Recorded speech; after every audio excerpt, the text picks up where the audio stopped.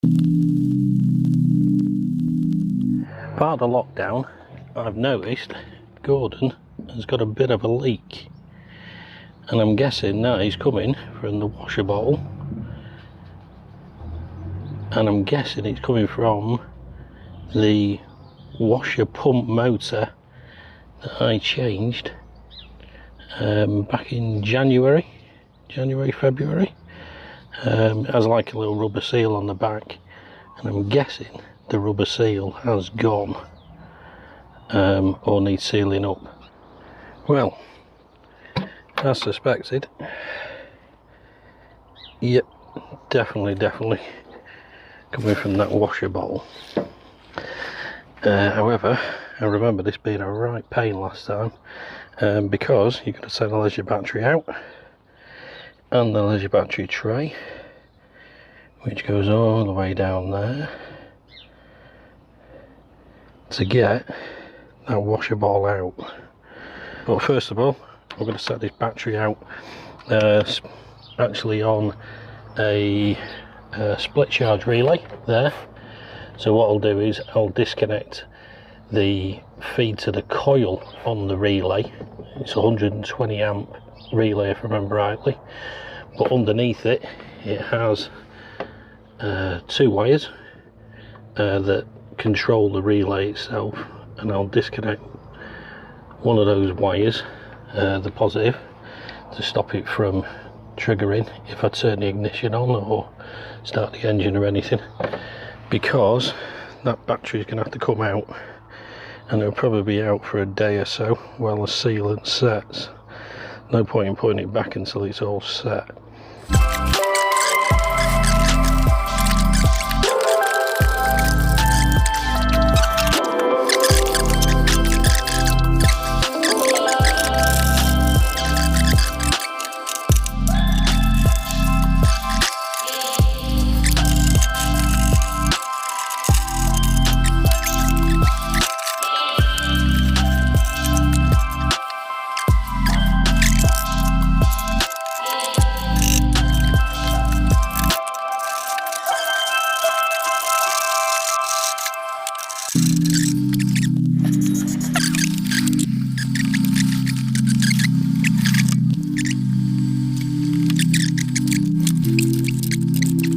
Snap on. Love a bit of snap on.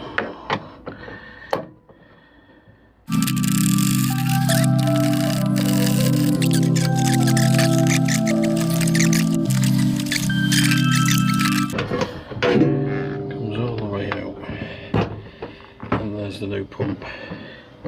As you can see, it's all wet down there, so we'll disconnect that.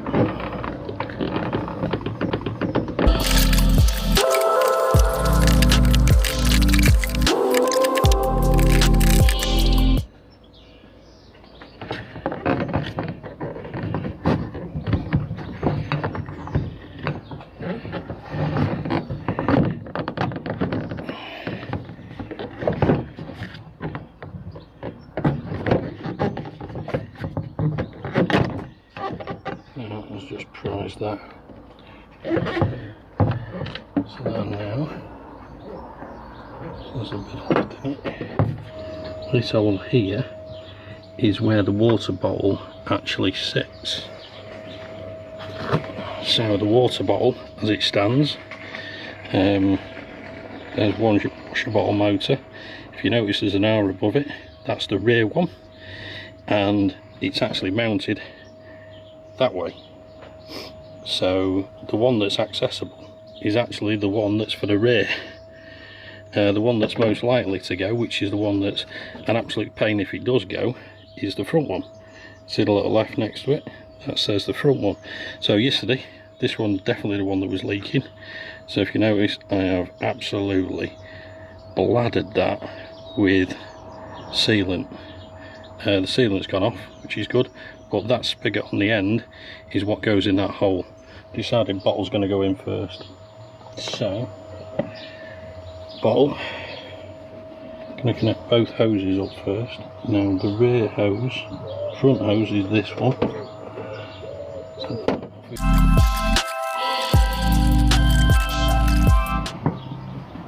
that's all, and it's not kinked, so that's good. Now the rear one.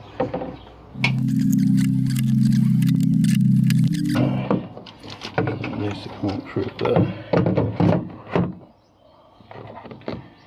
Always think ahead. Always think ahead.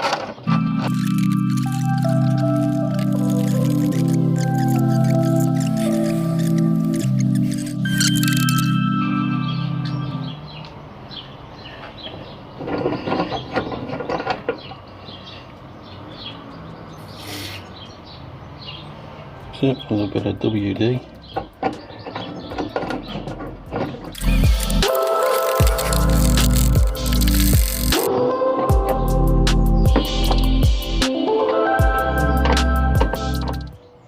So that's in. Well, let's fill it with some fluid.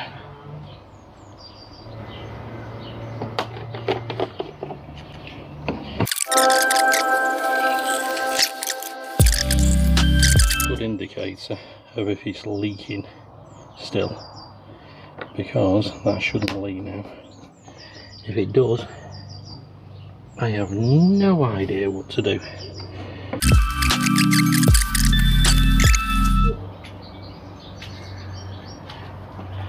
Right, so that's in.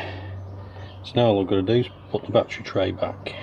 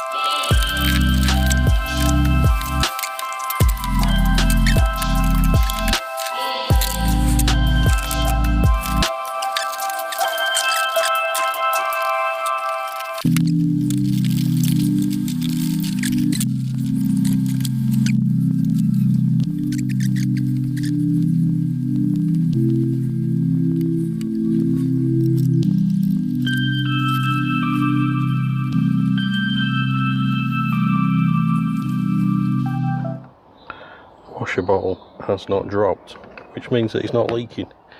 Everywhere's nice and tidy down there now. Battery terminals are all greased up. Right, strange turn of events. Guess what's back out? Yep, the water bottle. The water bottle's back out. It was okay for a couple of days. A couple of days I didn't lose any fluid at all, and then all of a sudden on the third day you lost half a bottle. So excuse me sink, my sink's here for a specific reason, because it turns out that the problem was the actual pump. The pump itself is leaking out the bottom of the pump. So the only reason why I found this was because I did what I always do.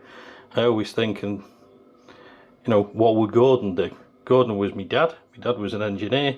What would he do? Well, as you saw in previously, I'd actually sealed all round here with Celastic. I'd absolutely layered it with Celastic and it was still leaking.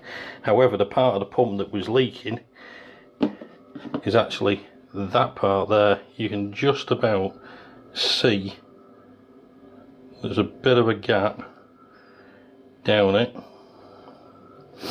and that's where it's leaking from.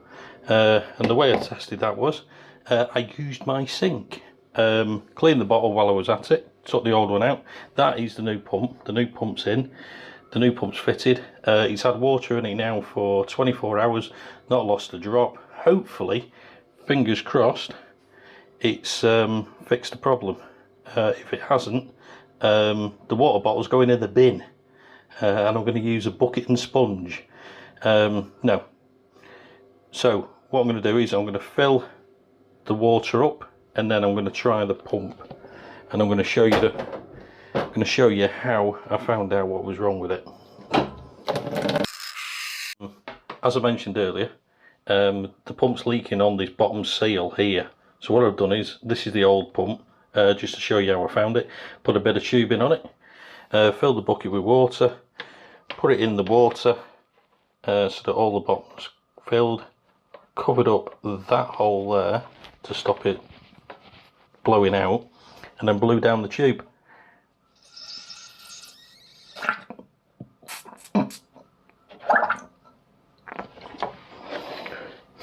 What I'll do is I'll turn it around so you can actually see it, but if you notice around here, a load of bubbles.